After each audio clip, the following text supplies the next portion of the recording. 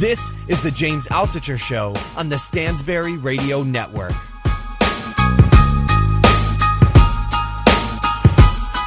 This is James Altucher at the James Altucher Show. I have with me a very special guest, comedian Jim Norton. Jim, welcome to the show.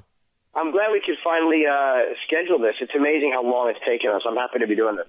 Yeah, I'm really excited. And Jim, you have a lot of stuff going on right now, but I wanna talk about when we first met, because I have a very specific memory, and everybody knows you from, you know, Opie and Anthony, Lucky Louie. You have a ton of guest appearances on basically, I feel like, every TV show out there. But I first met you. You moved into town when we were like 10 years old, and you were the new kid in the class, and you were instantly funny. Like everybody, I remember specifically on the first day, everyone was saying this guy's going to grow up to be a comedian. Like, did you always want to be? I don't know if you remember this even. Like, maybe you were uncomfortable. You got everybody in the class laughing on your very first day in school. You were the new kid. I don't remember that. I remember it was, I think, Halloween of fourth grade was my first day there in North Brunswick. And I don't remember what I did. I just remember wearing a Darth Vader costume. And I wanted to be a comic back then. I don't know if I knew what stand-up was yet, but I know the idea of being funny was kind of always like what I identified myself with, even as a kid. It was that feeling you got. It kind of got the girls to notice you, you know. And my memory of you from back then was that you were a chess player. And I remember we were talking, I think you were in the chess club, and I was fascinated with Bobby Fischer. And I said, do you think you could beat Bobby Fischer? And you said, well, if he spotted me a rook. I'm like, you think you could beat Bobby Fischer if he spotted you a rook? And you're like, yeah, I think so. With a rook advantage, I probably could. And for some reason, I've remembered that for 40 years. Yeah, and I was really cocky back then, so probably if he spotted me a rook and a few pawns, I could handle him, but you might be right. Difficult. So you knew you wanted to be a comedian back then, and what's interesting to me is that you were, you know, a lot of kids are funny, but like it was so, like everything you said was hilarious, and I remember that, and I also remember you were obsessed with the band Kiss. Like those two things. You were funny and you were obsessed with the band Kiss. And it's like the same thing now. Like you're a comedian and you're still obsessed with the band Kiss. I am. And now I'm obsessed with Black Sabbath. And there's a lot of other obsessions I have. But yeah, there are certain things I just never gave up on. And I've met Kiss individually and I've interviewed them all individually except, Paul too. But I've never actually got to meet them as a band. So that's still part of my obsession. But at that age, I would have these weird daydreams of Kiss where it wasn't sexual. It was just that they would kind of beat me up and hurt me and throw me down the stairs, and that they would hug me and love me and make it all better. And I've told that story for many years because it's true. And I remember we interviewed Opie from Opie and Anthony made me tell Paul Stanley, and he made me tell Gene Simmons those stories, and they were really humiliating to have to tell Paul Stanley. So we interviewed Paul, and then we walked on 57th Street with him. And before he got into his truck, there was a big crowd of people. And Opie got Paul Stanley to hug me in front of a whole bunch of fans on 57th Street. It was really creepy, but I was kind of happy he did because I figured that was one like from childhood that I get to check off. You know. So it's like a bucket list. So like forget about all the prostitute stuff. Like this is like a big bucket list moment that Paul Stanley hugged you. Yeah, I've gotten all four of them. I've gotten Ace Peter, Gene as well. I got a picture of Gene hugging me on stage in front of 3,000 people because he had been, I told the story in Happy Endings, but he had been kind of a to me when I was going to take a photo with him years ago. So I went on the air and I just kind of ranted and raved. And then I was doing a live event where Gene Simmons was like the host and I was one of the judges. And Gene didn't remember me and he was actually being really nice to me. So some fan was heckling Gene from the audience. And so Gene stopped the show and he's like, what are you saying? Do you want to come up here? And the kid jumped up on stage and grabbed the mic and he goes, I want you to apologize to little Jimmy Norton for being mean to him and I was like, dude, it's okay. I was so humiliated. So Gene knew something had happened, but he didn't know what. Like, he didn't remember blowing me off for a photo 2 years earlier. So he's like, Gene says to me, what would you like to happen right now? Because, like, there's 3,000 people watching. at the Electric Factory in Philadelphia. And I was like, well, how about a hug? So he walked me out into the middle of the stage and hugged me in front of all those people. And it was really, it's a great... and how did you feel at that moment? It was wonderful. It was so fun because, A, that the fan stuck up for me, which I thought was so great. And B, I knew Gene had no idea what the hell was going on, which I thought was kind of funny. And I got pictures of it, which is even better. I knew that there was people snapping photos of it. But it was like a surreal moment. Like, how often do you get to, like, have these little silly, weird moments from childhood kind of come true, you know? It didn't mean anything. It was just fun. I think this, for me right now, this is a silly little moment from childhood coming true. Somebody from my class that I get to interview who's like a world famous comedian. Like, you're the funniest guy I know.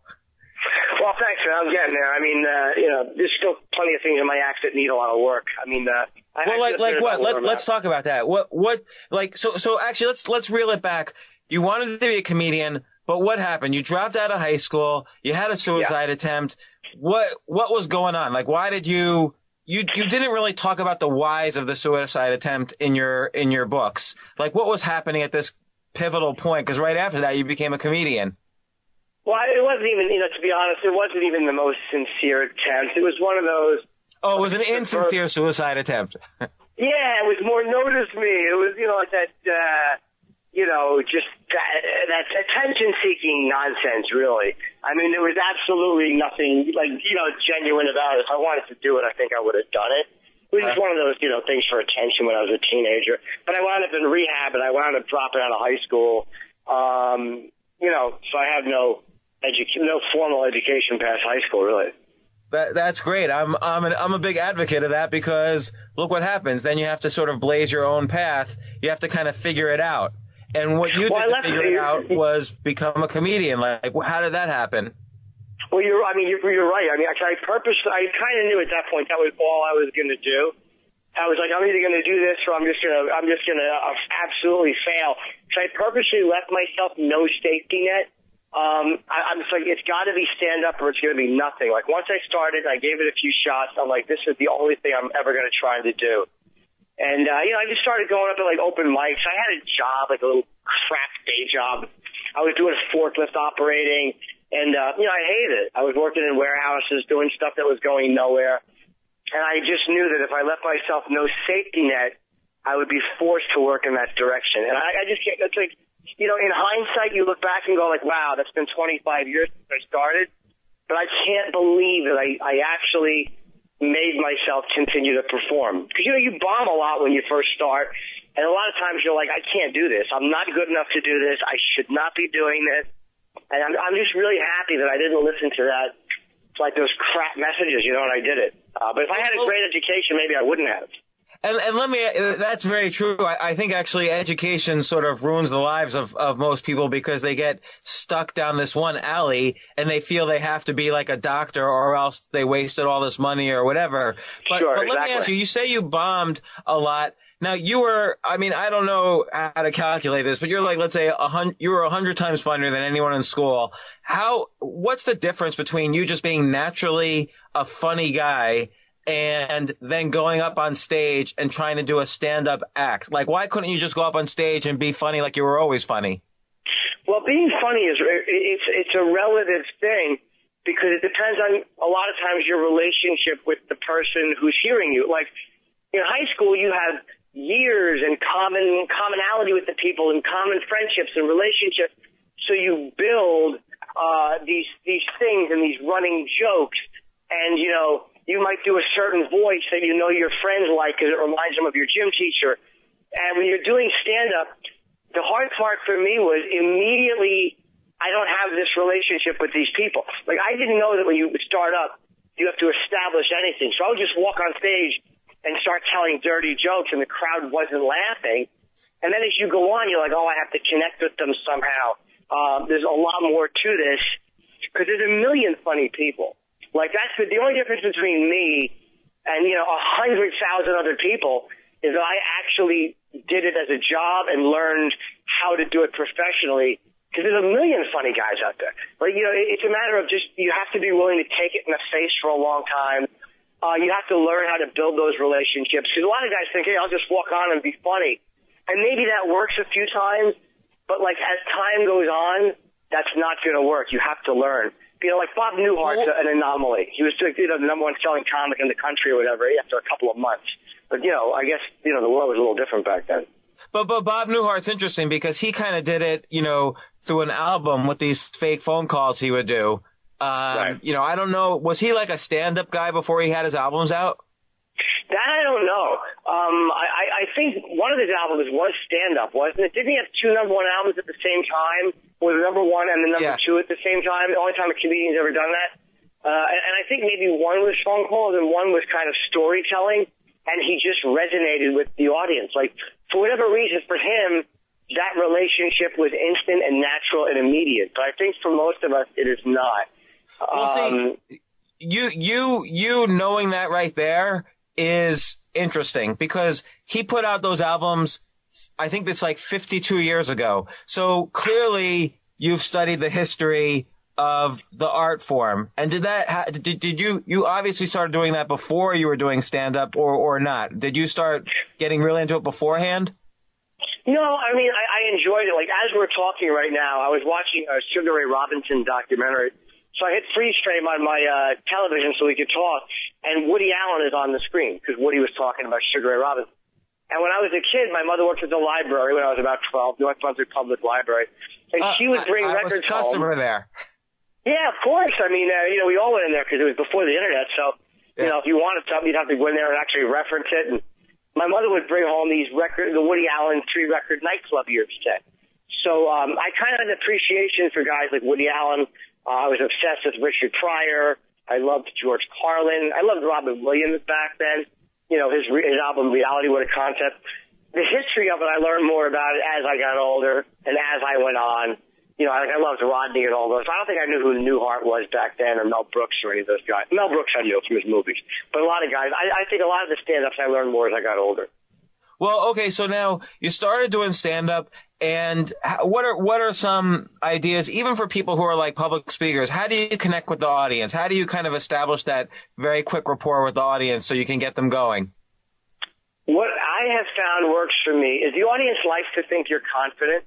One thing to remember is, like, they don't know if I'm nervous. They don't know if I'm unsure. They only know what I show them and what I tell them. So sometimes there's something called act as if. Like, if I'm a little bit nervous, act as if I'm confident. And I don't mean cocky. I mean just, don't walk up there and be sheep and act like I don't belong up there. A lot of times I'm honest, though. Like, if something goes wrong, I'll acknowledge it. I find the honesty helps me a lot. Not to say, like, I'm nervous, guys. Like, I wouldn't really say that for an audience. But if something doesn't work or if I'm uncomfortable with something in the room, a lot of times addressing it helps.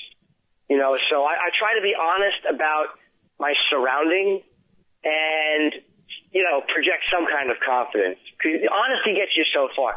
Like, a crowd doesn't want to hear, like, wow, I'm forgetting my act. If they don't want to hear that. You got to be kind of, you got to be smart about it. But I find being honest helps a lot about what's going on around me. Like, if a table of people is talking, I can't pretend they're not talking. If the sound sucks, I can't pretend it doesn't. If the lighting is bad or if I feel ugly, I can't pretend I don't. So I kind of tell people like that.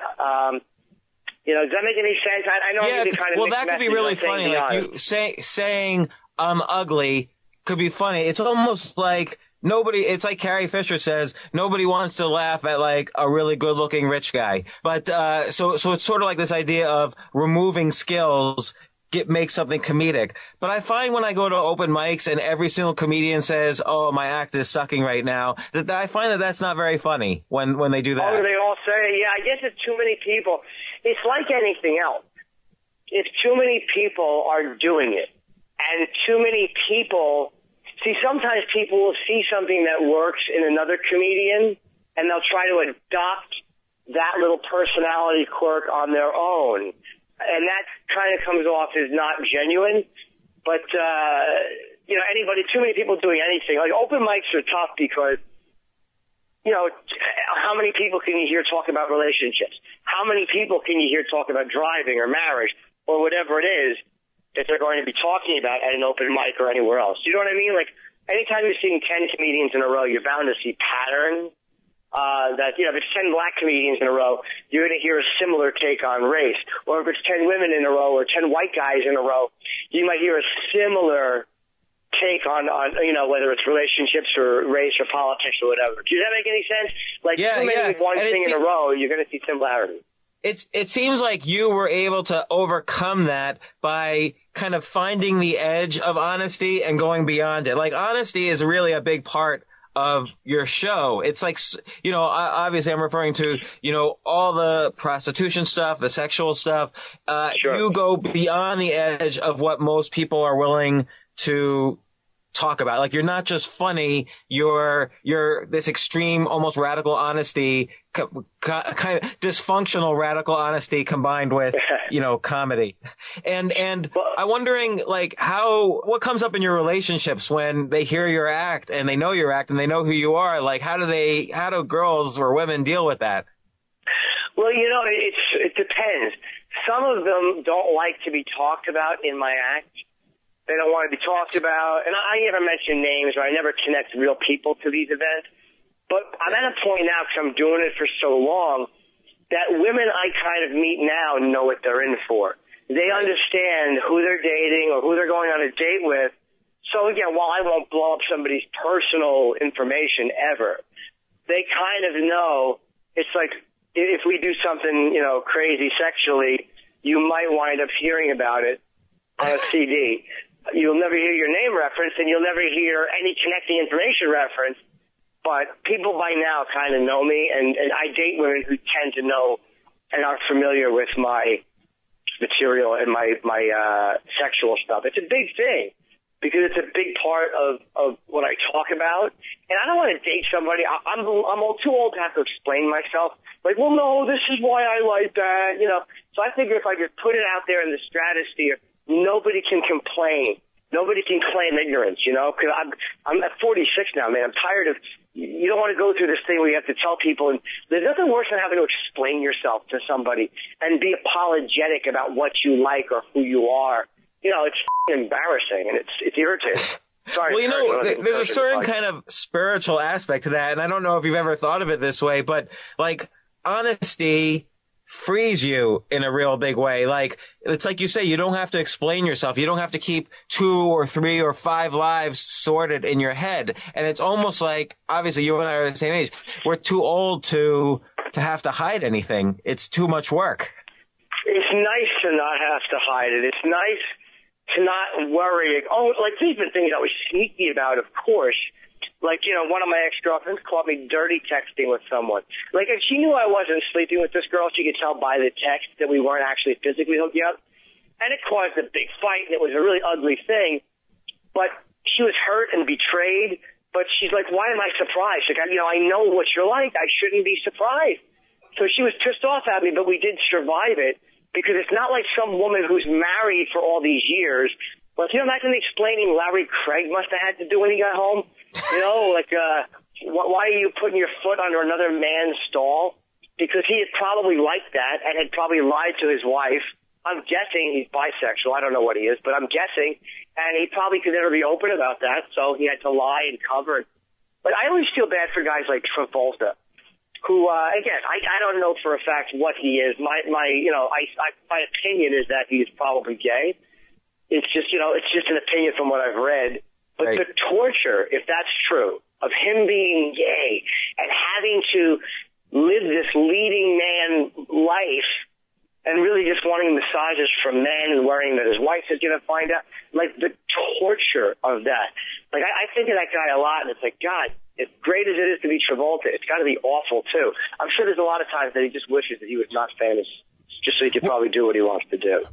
Right. And, like you say, you're 46 and you're too old for this kind of lying. These people are older than 46. Like Larry Craig's like 100 years old or whatever. Yeah. He's been doing this lying forever. And imagine the burden. Like, it is a very freeing thing to be honest. Like, I just know for myself, when I started kind of writing in an honest way, it was enormously freeing for myself. And it actually created tons of opportunities for me because people knew they were going to get what they saw. There was nothing I was hiding.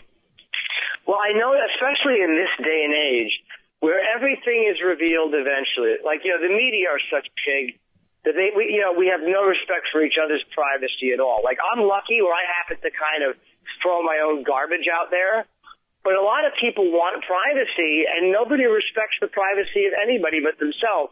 Like Ben Stein. Look what he's going through now. There's a woman who used to be an escort that she said Ben Stein is trying to sleep with her, and they're going texting back and forth. But now Ben Stein's dirty text messages show up in the New York Post, or his attempt to whatever. And it's like, that's the kind of people we are. Like, we want our own privacy, but when it comes to Ben Stein's text messages or Tiger Woods text messages, we think that, we have no outrage at all about them being in the newspaper. Donald Sterling, who, look, is a scumbag, but we have no qualms about his private conversations being played just because we don't like what he's saying. So we kind of, we need to stop obsessing over the fact that we have the right to have our own secrets when we're not respecting the rights of each other to have secrets. Does that make sense? Yeah, it makes sense, but it's never going to change. It's only going to get worse because that's right. The way humans are. We're gossiping creatures. We really are, and I'm one of the few people.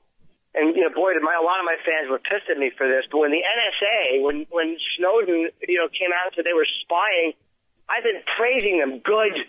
I'm so happy they're in everybody's business because now maybe the nosy idiot country that we are will wake up and do something about this invasive, piggish culture we've become. Now, I know the government's different. When the government does something, it's much different than a bunch of people being curious about who Justin Bieber's sleeping with. I know the legal differences, but it's just this ugly voyeurism we've developed. Hey, let's not be shocked when the government is displaying that ugly voyeurism on us. We do it to each other. We tattle on each other. The government didn't take Ben Stein's text messages and print them. Some woman gave them to the media, and the media thought this should be printed, and they put them out there. The same with, Tiger Woods stuff and Mel Gibson's phone call. So I find that I kind of cut a lot of that off for myself because I give it away myself. So there's nothing interesting for people about getting information on me. Plus I'm not famous enough, but you know what I mean. Well, you are famous enough. You're literally everywhere. You're kind of like a mini master of all media. I've seen you.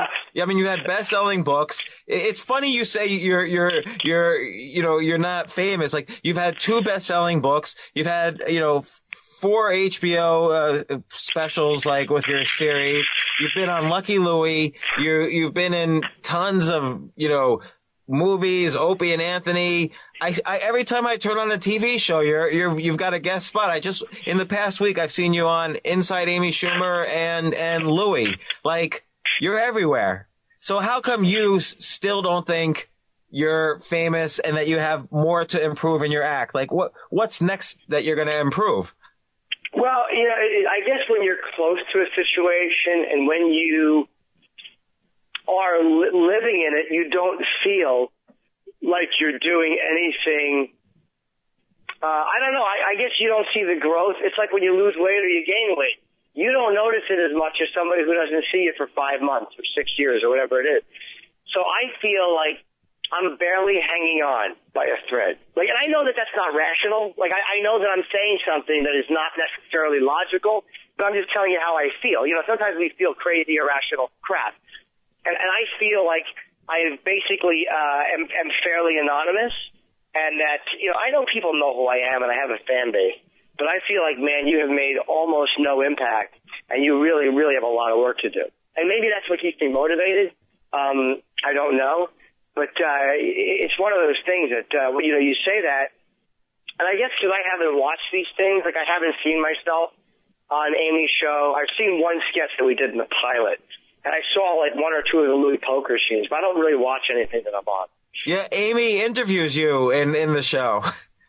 Yeah, I know we did do that, and we did a couple of sketches last season, and I love Amy. She actually just had me do a scene with her and Bill Hader in her, she's doing a Judd Apatow film. And Trainwreck. Yes, and she's such a good friend. I really love Amy Schumer, and she put me in a really funny scene. So, that I'll probably see. If I get invited to the premiere and I make the final cut, that I'll definitely see. But I just try not to watch anything, and I try not to get excited about anything because I figure it's all going to go away, so why get too used to it and enjoy it? It's just my stupid negative thinking, I guess. It kind of reminds me of like what Jay Leno has said, where he always does stand-up, and he always puts the money from the Jay Leno show, or he did put the money from the Jay Leno show in the bank, and he would never touch it because he was always afraid he was going to go broke. Yeah, Jay's a workhorse. I've been talking about him a lot lately because I haven't seen him since the show ended. And I'm guessing he's just out doing some dates and working on cars, because that really is a passion of his. But I'd love to know how he's filling the time because he so loves to work. Like, he loves being Jay Leno. He loves doing his gigs. And, he's the non-laziest guy in show business. So I would love to know how he's adjusting right now to all this free time. It's got to be driving him crazy. And again, though, you're a pretty hardworking guy yourself. Like, you're about to do, I know, San Francisco soon. You're touring constantly on the road. So in addition to doing like scenes here, scenes there. So when you say you have room to improve in your act, obviously everybody in every career has room to improve. But what do you think is like the next thing you need to improve in your act? And how do you go about improving? What I want to do, one specific thing I want to improve. Like, a guy like Colin Quinn, I think, is so brilliant. The material he writes is just smart and intuitive, but the thing that makes Colin so great, and I've said this about Colin before, is he doesn't do the audience's emotional work for them. Like, if I'm talking about anger or something that makes me angry, I want to do the jokes without doing the emotional work. Like, it's not my job to tell the audience how to feel. So do a joke about being angry without displaying anger, or do a joke about something without displaying the emotion. Like, I don't need to do that for the crowd. They can make up their mind about it. It's just, it's just something that comes with being a comedian and performing year in and year out. And Colin is a master at that. But you don't ever want anger to block your creativity. And you don't ever want to come off as the angry, because that's boring to people.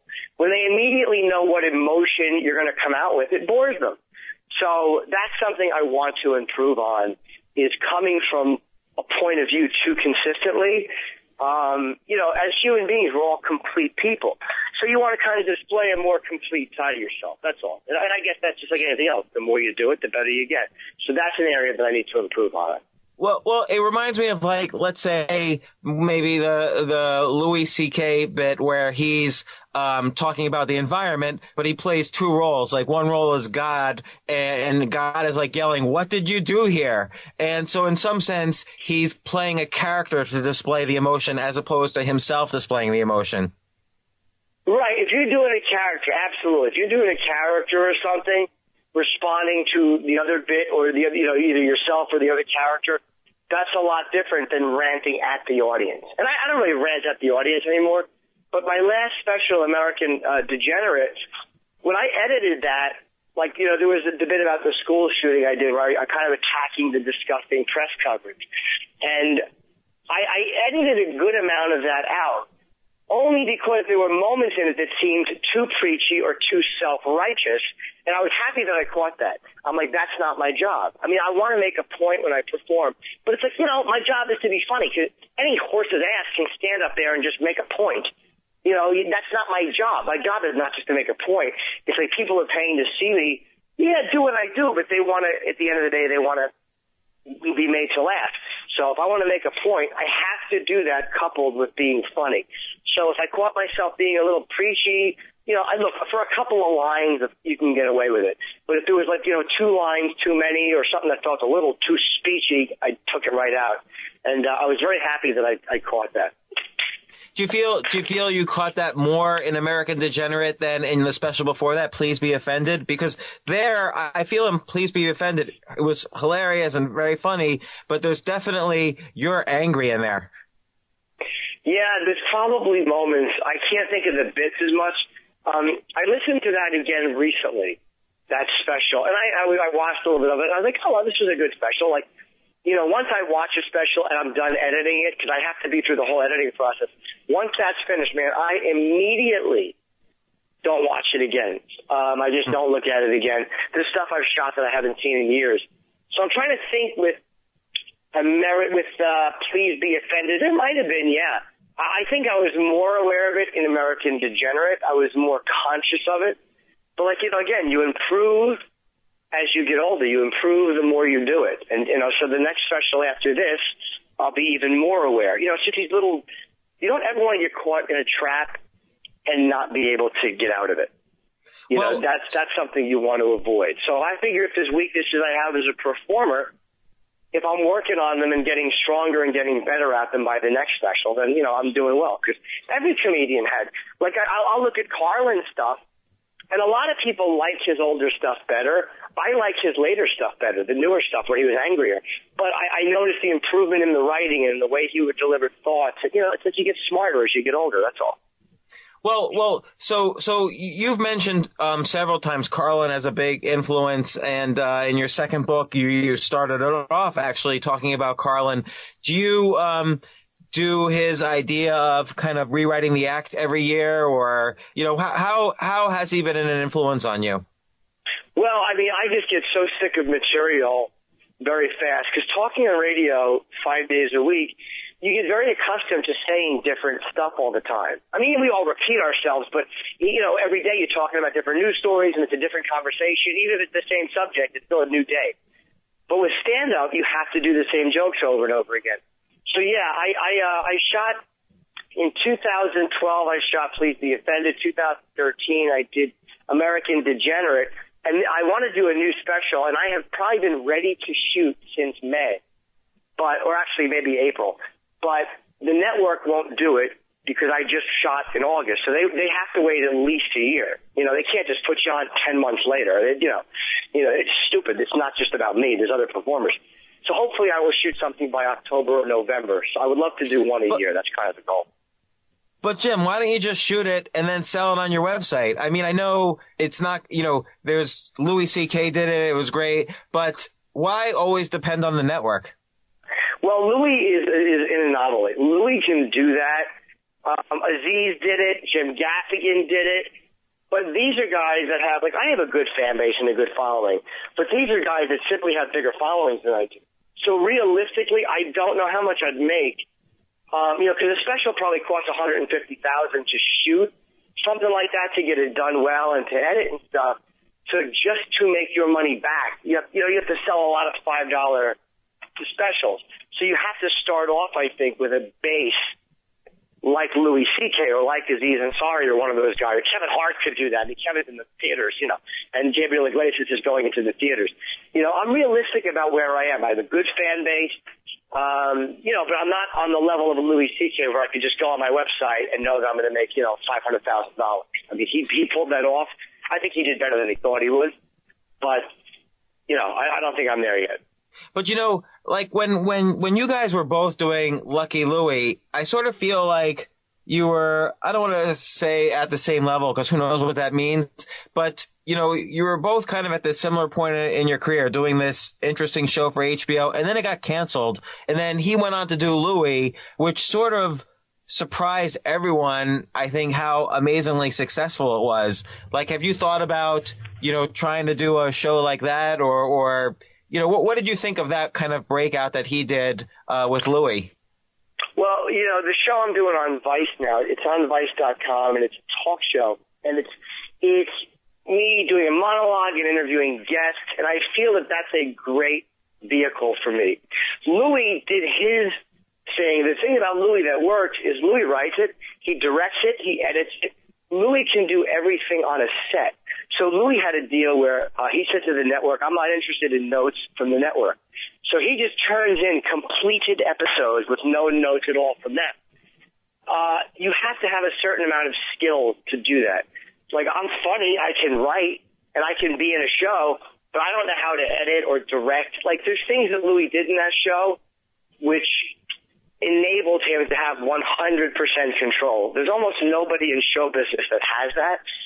But when you look at the results, it's a great thing for all of us because it shows that you let a funny guy do what he knows how to do, and you can get great, great results out of it. So I'm not surprised at all because Louis knew what he was. He wrote most of Lucky Louie. He had writers, but that was his show. He had a lot of pilots, and I've known Louis for maybe 17 years.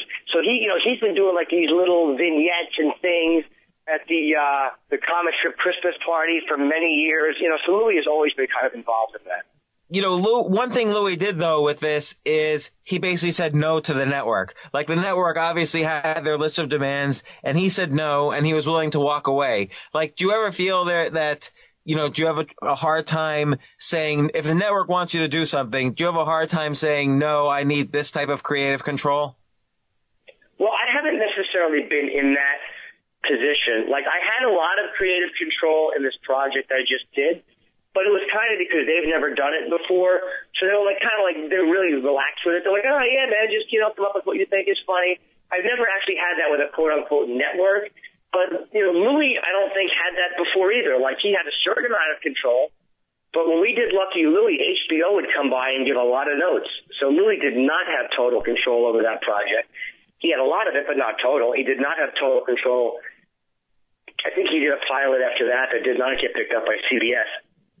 So Louis had a lot of misses as well before he finally landed, and he told them, this is what I want to do, and they wanted him to do a show, so they said, okay, we will honor what you want. So when Lucky Louie was canceled, I mean, you've tried a lot of different things. So there was Lucky Louie, then there was your 4 episodes with HBO where you were introducing other comics. What was your biggest disappointment in all this? Like, were you just, was it the worst that Lucky Louie got canceled, or where were you most upset and scared? Well, the frustrating part of Lucky Louie getting canceled, the critics didn't like it, but the audience was growing. Like, Louis broke it down. We've talked about this, for hours, and he understands how, how a TV show starts off and it usually tapers off. And what was happening, he said, is the numbers for Lucky Louie were growing every week, which is very rare for a first-run series. And the critics didn't like it, so HBO canceled it, but it had a great following. And Down and Dirty did very well with people as well. It went up a little bit every week as far as viewers are concerned. But HBO, the only reason HBO, I think, canceled that is I got that gig, a guy named Chris Albrecht. And I know Chris very well. I love Chris Albrecht, but he left the network or was fired. Like, that project got greenlit, and then Chris got fired. So they honored the 4-show commitment that Chris had promised me because my relationship with HBO was very good. But at that point, they wanted to put in their own stuff. Like, what happens is when a network head leaves, whoever takes over kind of wants to build from scratch what they can. And, I think they honored my show. They probably were going to not even honor my show. But I wound up talking to a guy named Mike Lombardo who was running HBO, and he was very, very cool about it. So they at least honored the 4 episodes that Chris had said okay to. No, that was great. And I encourage people to go back and watch those episodes because you introduced some funny comics on there. Who would you say right Anthony now? Jeselnik, Whitney Cummings, of course, Patrice and Artie and Bill Burr. What about like you have a relationship with Anthony Jeselnik? You brought him on the show? Yes. I haven't seen him in a while. I mean, I saw him in New York. I like Anthony, though, because he let me do two episodes of his show. And you always like when friends put you on their projects. I did a couple of his. I'm sorry to hear this show got canceled because he was really nice to me. Yeah, and he and Amy Schumer, they both started their shows around the same time, and her show just keeps going now. Yeah, Amy's show is a beast. I mean, as a sketch show, I think, Anthony's show, which was really funny. I don't know why it did the work. Maybe they got a complaint or maybe someone at the network didn't like it. But Amy's show just got the right press. And, she's so funny. And she's so funny in interviews. And she is a very original voice. Because, you can't say, well, Amy is like this one, Amy is like that one. Well, she's attractive, yeah, but she's dirty, yeah, but she's honest. And she's a lot of great things. So Amy's show's going to be around for quite a while. Yeah, I would say, I mean, she reminds me a little of Sarah Silverman. I don't know. What do you think of that? Is she like Sarah at all? I think Amy is more personal than Sarah. I don't mean personable, but I think she reveals a bit more of her own stuff than Sarah does. And I think she's just a different performing style. But, Sarah probably would be the closest comparison because, Sarah is very funny. And she talks about herself. I think Amy talks a bit more about her own experiences a little more. I liked your interaction with Sarah. I think it was in this season's Louie, in one of the poker scenes. It was very funny. I think I've done 2 poker scenes with her. I did one last year or 2 years ago, and then one this year. I lose track of them, to be honest with you. I really do lose track. Now, I want to get back to you. You mentioned how the next level of improvement is when you kind of take the emotion out of the skit or the bit or whatever. Like, how does that make it funny? I'm still not quite sure I understand how not doing the emotional work for the audience makes it funnier for the audience. Well, I don't mean take all the emotional out of it. I don't mean just deadpan or not show emotion. But I mean when you're almost if I'm delivering a joke about this, and it's like, and what the are they doing? It's like in the delivery, it's like there's no need to say it like that. What the are they doing? Or whatever words you want to use. We all have the commonality of language. So people speak English, so they understand what I'm saying. I don't have to go, because when I read about this, it really makes me angry. The words are the same if I say it really makes me angry. To me, when you're doing too much of the work for them, I just think you're leading them too much, and it almost gets them to pull away from you a little bit. I've noticed that because Colin is so good at not doing that. And maybe it's hard to explain. Interesting. And, it also goes along with this idea, again, of kind of removing skills to be funny. So for instance, if you're saying this thing, but not exhibiting the natural anger or hatred or whatever, it's like you're removing some elements of knowledge from the act and giving it to the audience. So that makes it funnier in some way. Yeah, I also think people respond better if they don't feel they're being preached to or talked down to. Like Carlin would display anger on stage, but look at how silly a lot of his delivery was. He didn't necessarily yell and scream. He was talking about some very angry stuff, but he wasn't up there. His delivery was fairly, consistent. It wasn't crazy over the top. Not that I yell and scream a lot, but you know what I mean? It's like, I think Carlin just basically let his words talk for him and let the audience either come with him or not. I like the fact that he led them with logic as opposed to doing their emotional work. So how long, like right now, do you write every day, or do you have your act all set, or are you constantly, reworking it?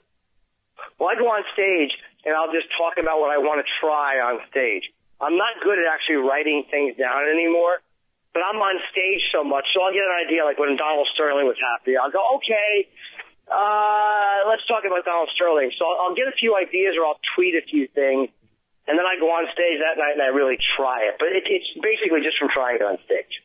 And when that's interesting. So you tweet a joke, do you kind of gauge its success by how many people engage with that tweet?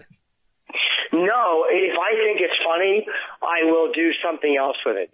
It's never a reaction or people going like, hey, I like that, LOL. It's not that. It's maybe it just sparks my memory.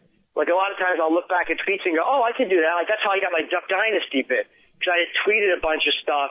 And I'm like, wow, man, there's a few things here that might actually work on stage. But when I tweet, I'm usually not thinking about doing it on stage. I'm just tweeting because, to me, that's like doing it on stage. You're performing it. You're sending it out to people and they're enjoying it or they're not enjoying it. But, a lot of times I'll look back and go, wow, maybe I could use a few of these. But it's not always how I do it, but just usually with something topical. Because in my mind, like instead of jotting things down at home, a lot of times I'll jot them down on Twitter and just send them out. You mentioned earlier that, the audience doesn't want to see you nervous, which kind of implied to me that you are a little nervous when you're going on stage. Like, what's your usual sort of pre-stage ritual in the, let's say, 10, 20 minutes before you're going on? And this applies to all public speaking, I think.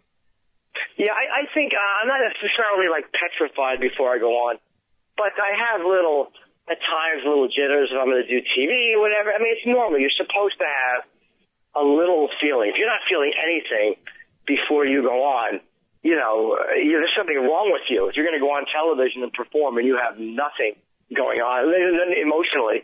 So, I think a little bit is nervous, but you don't want the crowd to see it because they don't want to think like, oh, Christ, this guy's reacting exactly like I would on stage. You want them to feel like you're up there to take things along and you know what you're doing. Right. You got to take control. Yes, to a certain degree, yes. So now it seems like big career changes are happening right now for you. So Opie and Anthony just got fired. Now is it like the Opie and Jim show? What's going on there? I don't know what's going to happen. I mean, we're not going to call it Opie and Jimmy. Even though I love doing radio with Opie, and I love doing it with Anthony. I just, would love to do it with them together. And I would feel the same way if Opie was gone and Ant was still there. It just takes a lot of getting used to. So I really don't know where we're going to wind up. I mean, we've actually been doing better than I thought it was going to go. Surprisingly. In what way? Like in the interactions and the humor? In what way are you doing better? It's just in the fact that, it's more comfortable than I thought it would be. And I think that we are, I don't know. It's just more comfortable than I would have thought.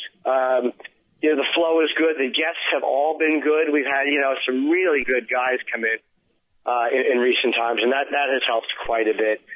Because a lot of times you can rely on your guests. If your guests are really awful, then it's just not as, it's not as good. So, you had Ricky Gervais, and Pete Rose came in last week. He was tremendous, and Jim Brewer was in all morning today. He was great.